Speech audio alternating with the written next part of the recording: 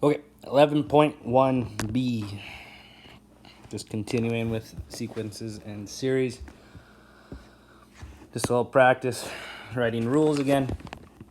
So if we look at the sequence 1, 5, 9, 13 to 17, so on and so on.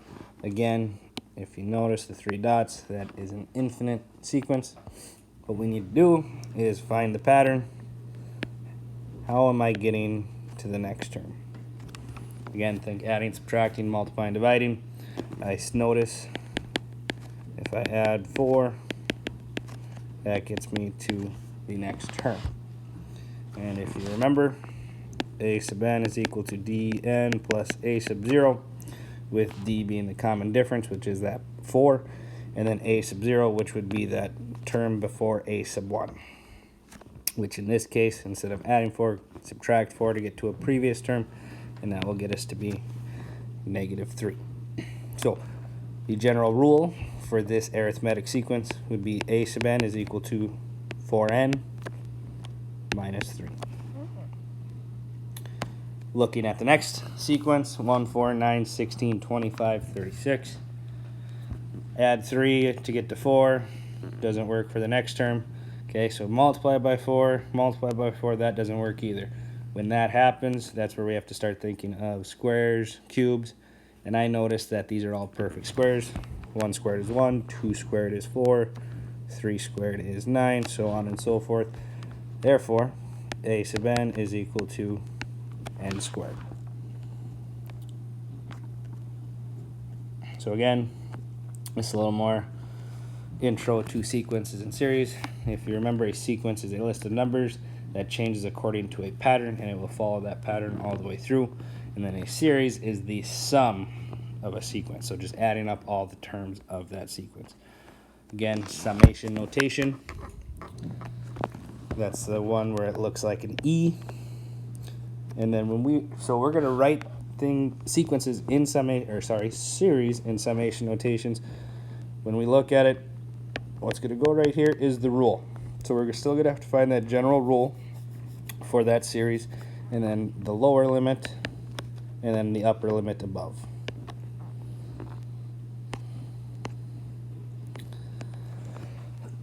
So looking at this series, find the sum of the series. The fact that it says I is equal to 1, that is telling me I'm going to start with the first term, and then the 6 being the upper, that's telling me to add first term through the sixth term. So in looking at this, I need to figure out A1, A2, A3, A4, A5, and A6.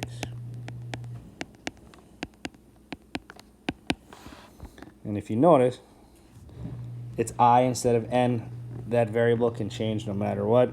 All we're doing is we're taking 1 and plugging it into the rule. So just replacing I with 1, it's just 1. A2, that would be 2. A3, 3. So 1, 2, 3, 4, 5, 6 are the first 6 terms of this series. And since it is a series, we're going to add this up. So 1 plus 2 plus 3 plus 4, which gives us a total of 21. So again, summation notation.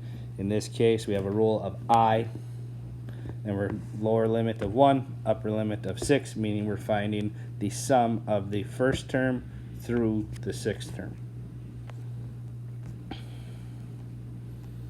So looking at this one, a little bit different. Now we're going to start with the fifth term and add through the 10th term. So what I need to figure out is A5 through A10.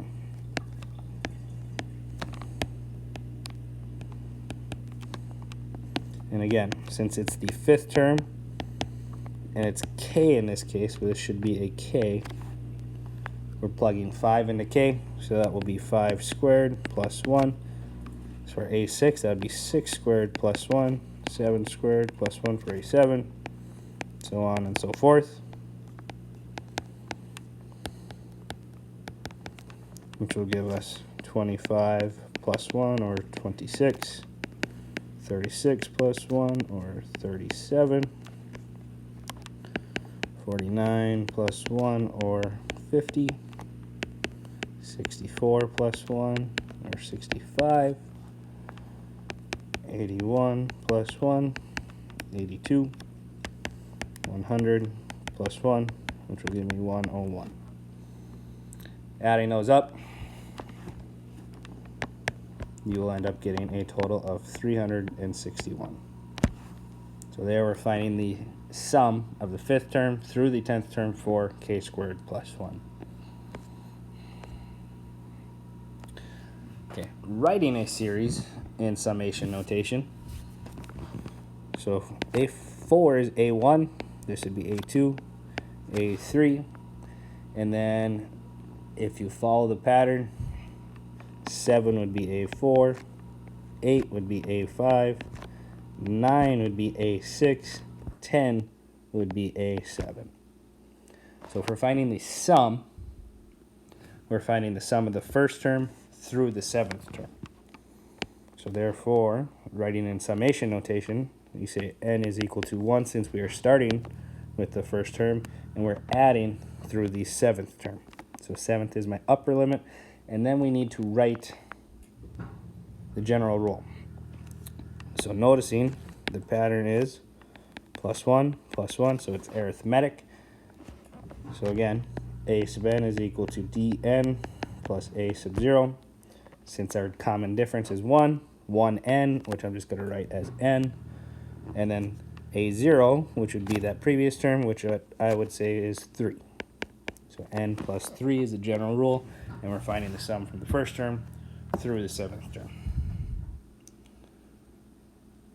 Okay, find the sum of the series using summation notation. That's where we're just going to add up 4 plus 5 plus 6 plus 7 plus 8 plus 9 plus 10.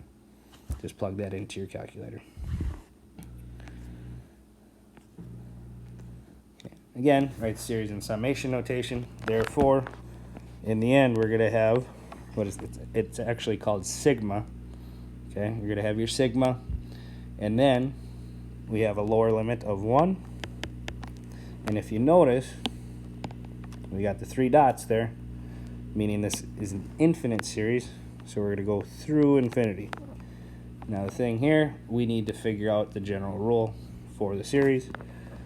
To make this a little easier, I'm just going to say this is 2 over 1. And again, if we have terms that are fraction, break it up. Let's find a rule for our numerator, find a rule for our denominator. Looking at the numerator, I see that it's plus 1 to get to the next term. So that is our common difference. So we're going to have 1n. And then if I was to say the previous term, which would be 1, so n plus 1.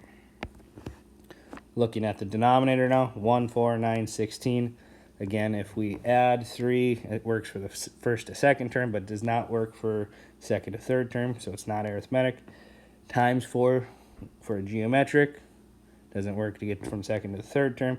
So then again, look at your perfect squares, perfect cubes. I see that those are perfect squares, so then the denominator will just be xn squared.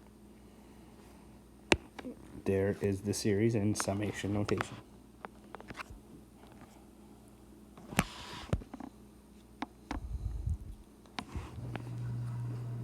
For this one, you notice that it's the summation from the 1st term through the 250th term. We're not going to worry about this right now. Just I would like you to know that we would find A1 plus A2 plus A3 plus all the way through A250. Again, we'll have a formula coming up when we start talking about arithmetic series, and we'll dive more into it later.